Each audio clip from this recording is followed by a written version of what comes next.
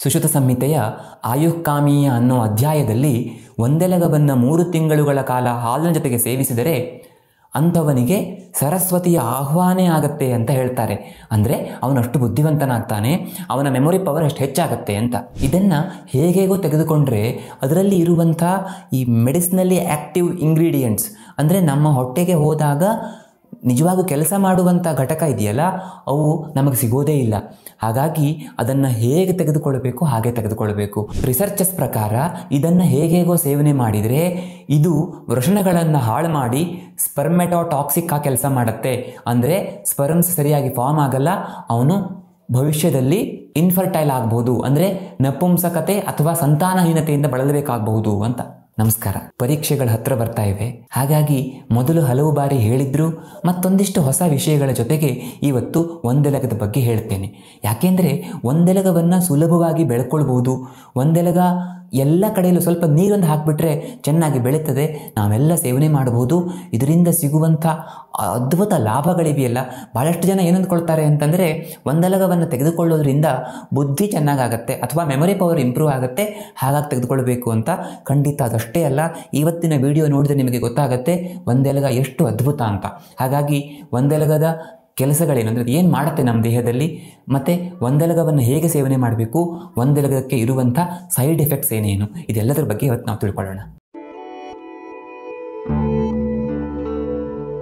ಮೊದಲನೇದಾಗಿ ಒಂದೆಲಗದಿಂದ ಆಗುವ ಪ್ರಯೋಜನಗಳೇನೇನು ಅಂತ ತಿಳ್ಕೊಳ್ಳೋಣ. ಸುಶ್ರುತ ಸಂಹಿತೆಯ ಆಯುಃಕಾಮೀಯ ಅನ್ನೋ ಅಧ್ಯಾಯದಲ್ಲಿ ಇದನ್ನು 3 ತಿಂಗಳುಗಳ ಕಾಲ ಹಾಲಿನ ಜೊತೆಗೆ ಸೇವನೆ ಮಾಡಿದರೆ ಅಂಥವನಿಗೆ ಸರಸ್ವತಿಯ ಆಹ್ವಾನೇ ಆಗುತ್ತೆ ಅಂತ ಹೇಳ್ತಾರೆ.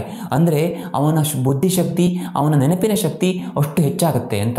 ಚರಕ ಸಂಹಿತೆ, ಸುಶ್ರುತ ಸಂಹಿತೆ, ಅಷ್ಟಾಂಗ ಹೃದಯ, ನಿಘಂಟುಗಳು ಇವೆಲ್ಲವುಗಳಲ್ಲಿಯೂ ಇದನ್ನು ಅತ್ಯಂತ ಅದ್ಭುತವಾದ ಅಥವಾ ಅತ್ಯಂತ ಶ್ರೇಷ್ಠವಾದಂತಹ ಮೇಧ್ಯ, ಅಂದರೆ ಬ್ರೈನ್ ಟಾನಿಕ್ ಅಂತ ಹೇಳ್ತಾರೆ. ಆದರೆ ಅಷ್ಟೇ ಅಲ್ಲ, ಇದು ರಸಾಯನವಾಗಿ ಕೆಲಸ ಮಾಡುತ್ತೆ ಅಂತ ರಸಾಯನ ಅಧ್ಯಾಯಗಳಲ್ಲಿ ಎಲ್ಲ ಗ್ರಂಥಗಳಲ್ಲೂ ಹೇಳಿದ್ದಾರೆ. ನನ್ನ ವಿಡಿಯೋಸನ್ನು ನೋಡ್ತಾ ಇರೋರಿಗೆ ರಸಾಯನ ಅನ್ನೋ ಶಬ್ದದ ಅರ್ಥ ಗೊತ್ತಿರುತ್ತೆ, ಆದರೂ ಮತ್ತೆ ಹೇಳ್ತೇನೆ. ರಸಾಯನ ಅಂತಂದರೆ ನಮ್ಮ ಮುಪ್ಪನ್ನು ದೂರ ಮಾಡಿ, ನಮ್ಮ ರೋಗ ನಿರೋಧಕ ಶಕ್ತಿಯನ್ನು ಹೆಚ್ಚು ಮಾಡಿ, ನಮಗೆ ಬಲವನ್ನು ಕೊಡುವಂಥದ್ದು ಅಂತ ಅರ್ಥ. ಚರಕ ಸಂಹಿತೆಯಲ್ಲಿ 6 ರೀತಿಯಲ್ಲಿ ರಸಾಯನ ಅಥವಾ 6 ರೀತಿಯಲ್ಲಿ ನಮಗೆ ಇದು ಅನುಕೂಲಕರ ಅಂತ ಹೇಳ್ತಾರೆ. ಮೊದಲನೇದು ಆಯುಪ್ರದ, ಅಂದರೆ ನಮ್ಮ ಆಯಸ್ಸನ್ನು ಹೆಚ್ಚು ಮಾಡುತ್ತೆ. ಅಂದರೆ ನಾವು ಎಷ್ಟು ವರ್ಷ ಬದುಕಬೇಕು ಅಂತ ಭಗವಂತ ಹೇಳಿದಾನೋ ಅದಕ್ಕಿಂತ ಹೆಚ್ಚು ವರ್ಷ ಬದುಕ್ತೀವಿ ಅಂತ ಅರ್ಥ, ಹೌದೋ ಅಲ್ವೋ? ಆದರೆ ನಾವು ಬದುಕಿದಷ್ಟು ವರ್ಷ ಆರೋಗ್ಯಯುತವಾಗಿ ಬದುಕಲಿಕ್ಕೆ ಸಾಧ್ಯ ಆಗುತ್ತೆ. ನಮಗೆ 100 ವರ್ಷ ಆದರೂ ಕೂಡ ನಮ್ಮ ಆರೋಗ್ಯ ಚೆನ್ನಾಗಿರ್ಲಿಕ್ಕೆ ಸಾಧ್ಯ ಆಗುತ್ತೆ. ಆ 100 ವರ್ಷಕ್ಕೆ ಬರಬೇಕಾದಂತಹ ಏನೇನು ಮುಪ್ಪಿನ ಲಕ್ಷಣಗಳಿವೆಯಲ್ಲ ಅವು ಬರೋದಿಲ್ಲ. 100 ವರ್ಷ ಆದರೆ ನಿಮಗೆ 60 ಆಗಿದೆಯಾ 70 ಆಗಿದೆಯಾ ಅಂತ ಕೇಳೋ ಥರ ನಾವಿರ್ತೇವೆ ಅಂತ. ಸುಶ್ರುತ ಸಂಹಿತೆಯಲ್ಲಿ ಇದನ್ನು ಸರಿಯಾಗಿ ಬಳಕೆ ಮಾಡುವವನು 100 ವರ್ಷ ಯುವಕನಾಗಿ ಬದುಕ್ತಾನೆ ಅಂತ ಹೇಳಿಯೇ ಬಿಟ್ಟಿದ್ದಾರೆ. ಆಮಯನಾಶಿನಿ ಅಂತ ಹೇಳ್ತಾರೆ ಚರಕದಲ್ಲಿ. ಆಮಯನಾಶಿನಿ ಅಂತಂದರೆ ರೋಗಗಳನ್ನು ಗುಣಪಡಿಸುವಂಥದ್ದು ಅಂತ. ಅಂದರೆ ಇದನ್ನು ಕುಡಿದುಬಿಟ್ರೆ ಎಲ್ಲ ರೋಗಗಳು ವಾಸಿಯಾಗಿಬಿಡ್ತವೆ ಅಂತ ಅರ್ಥ ಅಲ್ಲ. ರೋಗ ನಿರೋಧಕ ಶಕ್ತಿ ನಮ್ಮಲ್ಲಿ ಹೆಚ್ಚಾಗುತ್ತೆ ಅಂತ. ಮೂರನೇದಾಗಿ ಬಲವರ್ಧಕ ಅಂತ ಹೇಳಿದ್ದಾರೆ.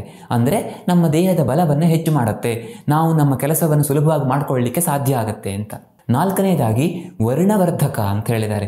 ಅಂದರೆ ನಮಗೆ ಒಳ್ಳೆಯ ಕಾಂಪ್ಲೆಕ್ಷನನ್ನು ಕೊಡುತ್ತೆ, ನಮ್ಮ ಚರ್ಮದ ಬಣ್ಣ ತಕ್ಕ ಮಟ್ಟಿಗೆ ಹೆಚ್ಚಾಗಲಿಕ್ಕೆ ಹೆಲ್ಪ್ ಆಗುತ್ತೆ ಅಂತ. ಅಂದರೆ ಕಾಂತಿಯನ್ನು ಕೊಡುತ್ತೆ ಅಂತ ನಾವು ಅರ್ಥ ಮಾಡ್ಕೊಳ್ಬೋದು. ಐದನೇದಾಗಿ ಸ್ವರವರ್ಧಕ ಅಂತ ಹೇಳಿದ್ದಾರೆ. ಸ್ವರವರ್ಧಕ ಅಂತಂದರೆ ನಮ್ಮ ಧ್ವನಿಯನ್ನು ಇಂಪ್ರೂವ್ ಮಾಡುತ್ತೆ. ವಯಸ್ಸಾದ ನಂತರವೂ ಬಹಳಷ್ಟು ಜನರ ಧ್ವನಿಯನ್ನು ನೀವು ಗಮನಿಸಿ, ಅವರು ಧ್ವನಿ ನಡಗೋದಿಲ್ಲ. ಅವರು ಫೋನಲ್ಲಿ ಮಾತಾಡಿದ್ರೆ ಎಲ್ಲೋ 40-50 ವರ್ಷದ ಒಳಗಿನವರು ಮಾತಾಡೋದಾಗಿರುತ್ತೆ. ಸೊ ಅಂತಹ ಒಂದು ಧ್ವನಿಯನ್ನು ನಮಗೆ ಕೊಡುತ್ತೆ ಅಥವಾ ಧ್ವನಿಯ ಶಕ್ತಿಯನ್ನು ಹೆಚ್ಚು ಮಾಡುತ್ತೆ. ಎಷ್ಟು ಹೊತ್ತು ಮಾತಾಡ್ತಾ ಇದ್ದರೂ, ಎಷ್ಟು ಹೊತ್ತು ಪಾಠ ಮಾಡಿದರೂ ಧ್ವನಿ ಹಾಳಾಗೋದಿಲ್ಲ ಅಂತ. ಆರನೇದಾಗಿ ಮೊದಲು ಹೇಳಿರುವಂಥದ್ದು ನಿಮಗೆ ಗೊತ್ತಿರುವಂಥದ್ದು ಮೇಧ್ಯ. ಮೇಧ್ಯ ಅಂತಂದರೆ ಇದು ನಮ್ಮ ನೆನಪಿನ ಶಕ್ತಿಯನ್ನು ಹೆಚ್ಚು ಮಾಡೋದು, ನಮ್ಮ ಬುದ್ಧಿಶಕ್ತಿಯನ್ನು ಇಂಪ್ರೂವ್ ಮಾಡೋದು, ನಮ್ಮಲ್ಲಿ ಆ್ಯಂಗ್ಸೈಟಿ, ಡಿಪ್ರೆಷನ್ನಂತಹ ಸಮಸ್ಯೆಗಳನ್ನು ಕಡಿಮೆ ಮಾಡೋದು, ಅಲ್ಝೈಮರ್ನಂತಹ ಕಾಯಿಲೆಗಳನ್ನು ದೂರ ಮಾಡೋದು, ಜೊತೆಗೆ ನಮಗೆ ಒಳ್ಳೆಯ ನಿದ್ದೆಯನ್ನು, ಕಡಿಮೆ ಸಮಯ ನಿದ್ದೆ ಮಾಡಿದ್ರೂ ನಾವು ಇಡೀ ದಿನ ಫ್ರೆಶ್ ಆಗಿರೋ ಥರ, ಮತ್ತು ಹಗಲಿಗೆ ನಮಗೆ ನಿದ್ದೆ ಬರೋದನ್ನು ತಡಿಲಿಕ್ಕೆ ಅನುಕೂಲ ಮಾಡಿಕೊಡುವಂಥದ್ದು ಅಂತ. ಇದೆಲ್ಲದರ ಮೇಲೆ ರಿಸರ್ಚಸ್ ಕೂಡ ಆಗಿದೆ. ಹಲವು ರಿಸರ್ಚ್ಗಳು ಹೇಳೋದೇನು ಅಂತಂದರೆ, ಅಲ್ಝೈಮರ್ ಕಾಯಿಲೆಯನ್ನು ತಡೆಗಟ್ಟಲಿಕ್ಕೆ ಮತ್ತು ಅಲ್ಝೈಮರ್ ಕಾಯಿಲೆ ಬಂದವರಿಗೆ ಅದು ಇನ್ನು ಹೆಚ್ಚು ಬೇಗ ಪ್ರೋಗ್ರೆಸ್ ಆಗಿದ್ದಂಗೆ ತಡಿಲಿಕ್ಕೆ ಇದು ತುಂಬ ಅನುಕೂಲಕರ ಅಂತ ಪ್ರೂವ್ ಆಗಿದೆ. ಹಲವು ರಿಸರ್ಚ್ಗಳು ಹೇಳ್ತವೆ. ಅಲ್ಝೈಮರ್ ಅಂದರೆ ಏನು ಅಂತ ನಾನು ಹಿಂದಿನ ವಾರದಲ್ಲಿ ವಿಡಿಯೋದಲ್ಲಿ ಹೇಳಿದ್ದೆ. ಈ ವಿಡಿಯೋದ ಕೊನೆಯಲ್ಲಿ ಆ ವಿಡಿಯೋದ ಲಿಂಕನ್ನು ಕೊಡ್ತೇನೆ, ಅದನ್ನು ಬೇಕಿದ್ರೆ ನೀವು ನೋಡ್ಕೊಳ್ಬೋದು. ಇನ್ನು ಮೂರನೇದಾಗಿ ಇದು ಚರ್ಮ ರೋಗಗಳಲ್ಲಿ ತುಂಬ ಅನುಕೂಲಕರ ಅಂತ.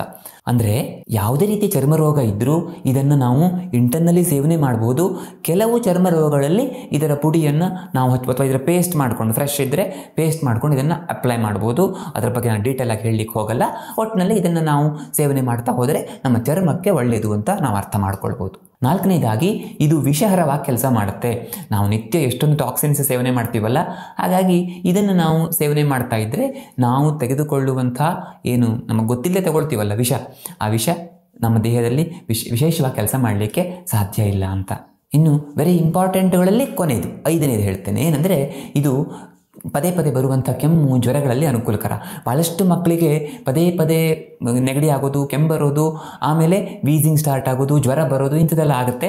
ಸೊ ಅಂಥ ಮಕ್ಕಳಲ್ಲಿ ನಾವು ಮೆಮೊರಿ ಪವರ್ ಇಂಪ್ರೂವ್ ಆಗಲಿ, ಬ್ರೈನಿಗೆ ಒಳ್ಳೆಯದಾಗಲಿ ಅಂತ ಇದನ್ನು ಕೊಟ್ಟರೆ, ಮಂದಲಗವನ್ನು ಕೊಟ್ಟರೆ ಅದು ಅವರ ಇಮ್ಯುನಿಟಿಯನ್ನು, ಎಸ್ಪೆಷಲಿ ರೆಸ್ಪಿರೇಟರಿ ಟ್ರ್ಯಾಕ್ಟಲ್ಲಿ ಇಮ್ಯುನಿಟಿಯನ್ನು ಹೆಚ್ಚು ಮಾಡಿ ಅನುಕೂಲ ಮಾಡಿಕೊಡುತ್ತೆ ಅಂತ.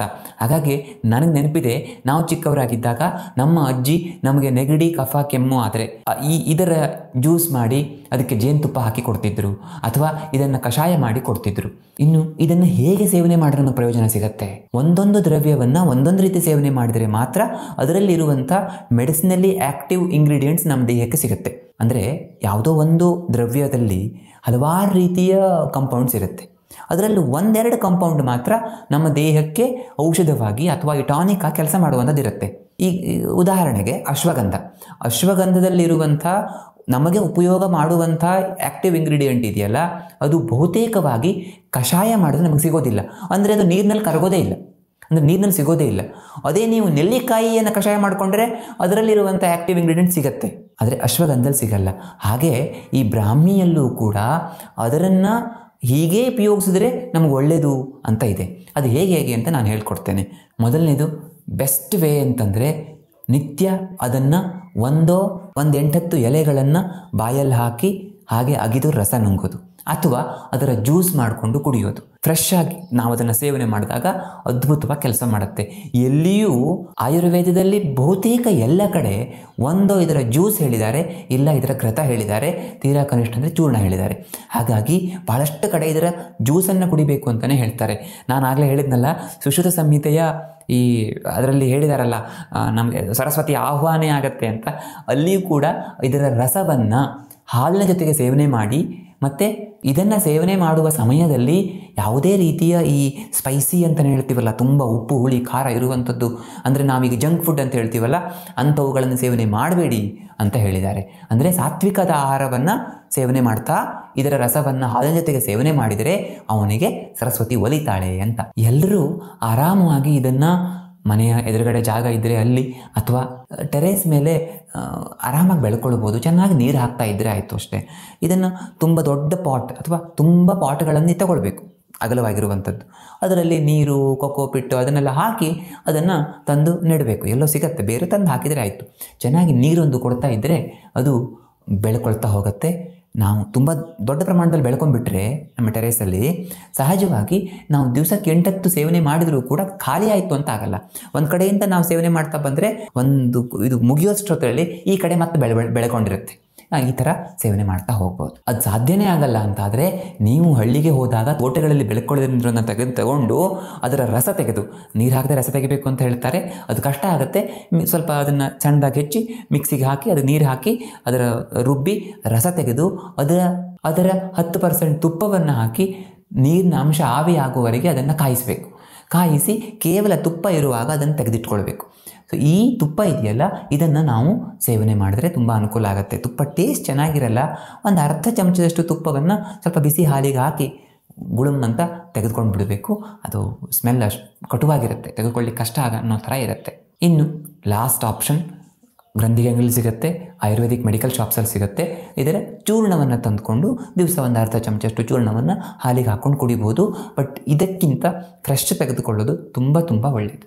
ಇನ್ನು ಇದರಿಂದ ಸೈಡ್ ಎಫೆಕ್ಟ್ಸ್ ಏನೇನು ಆಗ್ಬೋದು, ತುಂಬ ರಿಸರ್ಚ್ಗಳು ಏನು ಹೇಳ್ತವೆ ಅಂತಂದರೆ, ಇದನ್ನು ಅತಿಯಾಗಿ ಸೇವನೆ ಮಾಡೋದ್ರಿಂದ ಇವು ವೃಷಣವನ್ನು ಡ್ಯಾಮೇಜ್ ಮಾಡಿ ಸರಿಯಾಗಿ ಸ್ಪರ್ಮ್ ಪ್ರೊಡಕ್ಷನ್ ಆಗದೇನೆ ಅವನು ಮುಂದೆ ನಪುಂಸಕ ಅಥವಾ ಈ ಇನ್ಫರ್ಟೈಲ್ ಆಗ್ಬೋದು, ಅವನಿಗೆ ಮಕ್ಕಳಾಗದೆ ಹೋಗ್ಬೋದು. ಅಂದರೆ ಒಳ್ಳೆಯ ಕ್ವಾಲಿಟಿಯ ವೀರ್ಯಾಣುಗಳು ಉತ್ಪತ್ತಿ ಆಗೋದಿಲ್ಲ ಅಂತ. ಹಾಗಾಗಿ ಇದನ್ನು ಬಳಕೆ ಮಾಡುವಾಗ ಎಚ್ಚರಿಕೆ ಬೇಕು. ಅದರಲ್ಲೂ ವಿಶೇಷವಾಗಿ ಗಂಡು ಮಕ್ಕಳಿಗೆ ಕೊಡುವಾಗ ಹೆಚ್ಚು ಎಚ್ಚರಿಕೆ ಬೇಕು ಅಂತ. ಇನ್ನು ಭಾವಪ್ರಕಾಶ ನಿಘಂಟುವಿಗೆ ವ್ಯಾಖ್ಯಾನ ಬರೆದಂತಹ ಚುನೇಕರ್ ಅವರು ಏನು ಹೇಳ್ತಾರೆ ಅಂತಂದರೆ, ಇದನ್ನು ಅತಿಯಾಗಿ ಸೇವನೆ ಮಾಡಿದಾಗ ತಲೆ ಸುತ್ತು ಬರೋದು ಅಥವಾ ಒಂಥರ ಮಬ್ಬಾದಂಗೆ ಅನಿಸೋದು ಎಲ್ಲ ಆಗ್ಬೋದು. ಅದರಲ್ಲೂ ಅತಿಯಾಗಿ ಸೇವನೆ ಮಾಡಿದರೆ ಆಗ ಕೋಮಾ ಕೂಡ ಹೋಗ್ಬೋದು ಅಂತ ಬರೆದಿದ್ದಾರೆ. ಹಾಗಾಗಿ ಇದು ಅತ್ಯಂತ ಅದ್ಭುತವಾದಂಥ ದ್ರವ್ಯ ಆದರೂ ಪ್ರಮಾಣದಲ್ಲಿ ಕಾಳಜಿ ಇರಬೇಕು. ಭಾಳಷ್ಟು ಜನ ಏನು ಅಂದ್ಕೊಳ್ತಾರೆ ಅಂತಂದರೆ, ಇದು ಒಳ್ಳೆಯದಲ್ವಾ, ಇದು ಸೇವನೆ ತುಂಬ ಒಳ್ಳೆಯದಲ್ವಾ, ಹಾಗಾಗಿ ನಾನು ದಿನ 1 ಲೀಟ್ರ್ ಗಟ್ಟಲೆ ಕುಡಿತೇನೆ ಅಂತ. ಹಾಗಬೇಡ. ನಮಗೊಂದು 18-20 ವರ್ಷ ಆಗಿದೆ ಅಂತಾದರೆ ದಿನಕ್ಕೆ 8ರಿಂದ 12 ಎಲೆಗಳು ಜೊತೆಗೆ ಉದ್ದ ದಂಟು ಬರುತ್ತಲ್ಲ ಅದನ್ನು, ಅಂದರೆ 12 ಎಲೆಗಳನ್ನು ಸೇವನೆ ಮಾಡ್ಬೋದು ಮ್ಯಾಕ್ಸಿಮಮ್. ಇನ್ನು ಚಿಕ್ಕ ಮಕ್ಕಳು, ಒಂದು 10 ವರ್ಷದ ಒಳಗಿನ ಮಕ್ಕಳು ಅಂತಾದರೆ 4-5 ಎಲೆಗಳನ್ನು ಕೊಟ್ಟರೆ ಸಾಕು. 10ರಿಂದ 20 ವರ್ಷದ ಒಳಗಿನವರಿಗೆ 4ರಿಂದ 8 ಎಲೆಗಳನ್ನು ನಾವು ನಿತ್ಯ ಕೊಟ್ಟರೆ ತುಂಬ ಅನುಕೂಲ ಆಗುತ್ತೆ. ದಯವಿಟ್ಟು ನಾನು ಈ ಸೈಡ್ ಎಫೆಕ್ಟ್ಸ್ ಈ ಥರ ಇದೆ ಅಂತ ಹೇಳಿದ್ದೇನೆ ಅಂತ ಹೆದರಬೇಡಿ. ಇದು ಆ್ಯಕ್ಚುಲಿ ಸೇಫ್ ದ್ರವ್ಯನೇ.